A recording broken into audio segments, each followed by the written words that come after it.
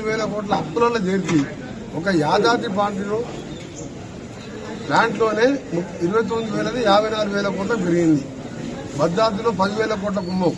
అలా సగం వాటా కేసీఆర్ కుటుంబానికి వస్తే సగం వాటా జగదీష్ రెడ్డిది. ఇవాళ తినడానికి తిండి లేని వాడు, మోటార్ సైకిల్ లేని వాడు ఇవాళ షాబాద్ మండలంలో 80 ఎకరాల ఫామ్ హౌస్ లో 80 ఎకరాలు అంటే 40 కోట్ల ఎకరం వేసుకుంటే 3,000 కోట్ల ఆస్తి. ఆయన ఉండే ఇల్లు నాగారంలో 50 కోట్ల ఇల్లు. 3 మర్డర్ కేసులు ఉంటే మొన్న ఒక మర్డర్ కేసులో కొటేషన్. ఆయన గ్రామ బహిష్కరణ వాళ్ళు సూర్యాపేట నల్గొండ జిల్లాకి వెళ్ళి కూడా గతంలో బహిష్కరించిన వ్యక్తి.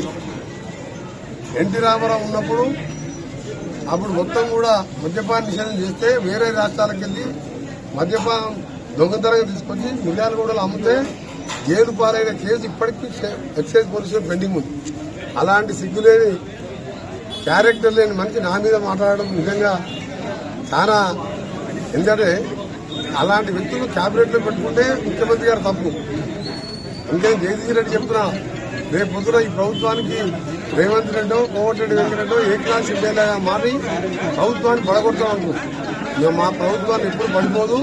నీ 39 మందిలో పార్లమెంట్ ఎలక్షన్ తర్వాత 10 మంది ఎమ్మెల్యేలు కూడా మిగిలారు. 30 మంది ఎంపీలు. ఎందుకంటే మీకు ఒక పార్లమెంట్ సీట్ కూడా వచ్చేది కష్టం. కాబట్టి మీ పార్టీ బాబాబాబుతో కొట్లాటలు నడుస్తున్నాయి. ఒకవైపు బిడ్డ సంతోష్ మధ్యలో కొట్లాటలు నడుస్తున్నాయి.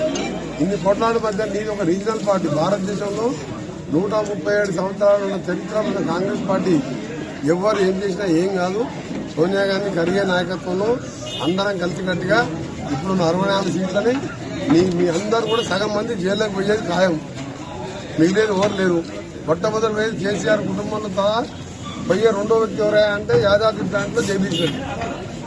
అలాంటి వ్యక్తి నా మీద మాట్లాడడం నిజంగా మన చావు తప్పు కన్ను రోడ్డుపోయినట్టు.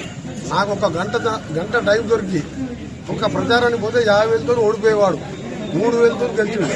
3 సార్లు కూడా 3,000, 2,000తో గెలిచాడు.